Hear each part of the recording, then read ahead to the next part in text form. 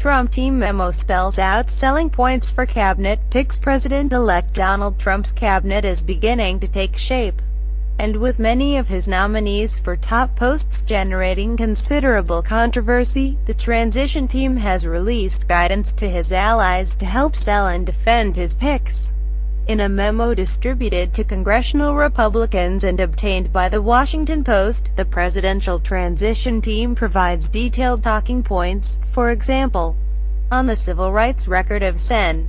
Jeff Sessions of Alabama, Trump's pick for Attorney General, and the ideal experience of Treasury Secretary nominee Steven Mnuchin, among others.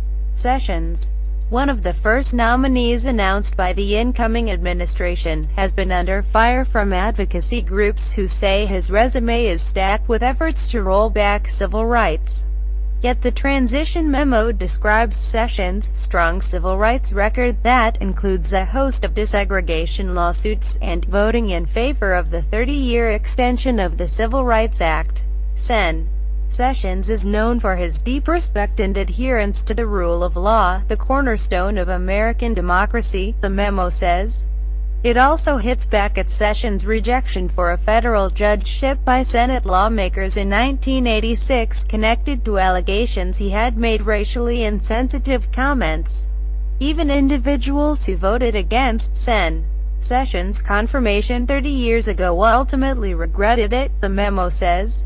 The late Arlen Specter said, "My vote against candidate Sessions for the federal court was a mistake because I have since found that Sessions is egalitarian." Mnuchin, a former Goldman Sachs executive who made millions through the purchase and sale of a failed subprime home lender that was rebranded and charged with faulty foreclosure practices while under his leadership, is described by the memo as a world-class financier whose decades of experience with financial and monetary matters make him the ideal candidate.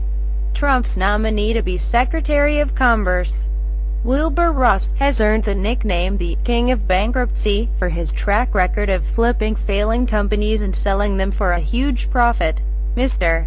Ross's extraordinary business career and history of bringing struggling companies back to profitability make him the ideal person to lead the Commerce Department and to implement President-elect Trump's America First economic agenda, the memo raves.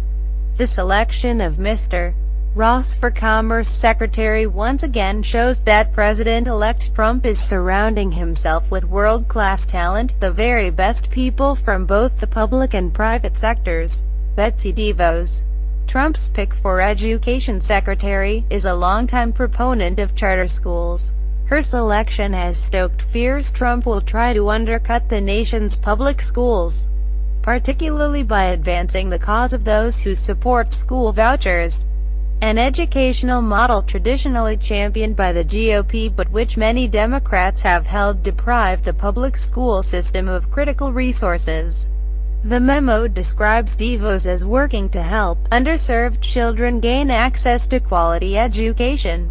Under her leadership, the memo says, President-elect Trump trusts we will reform the U.S. education system and break the bureaucracy that is holding our children back.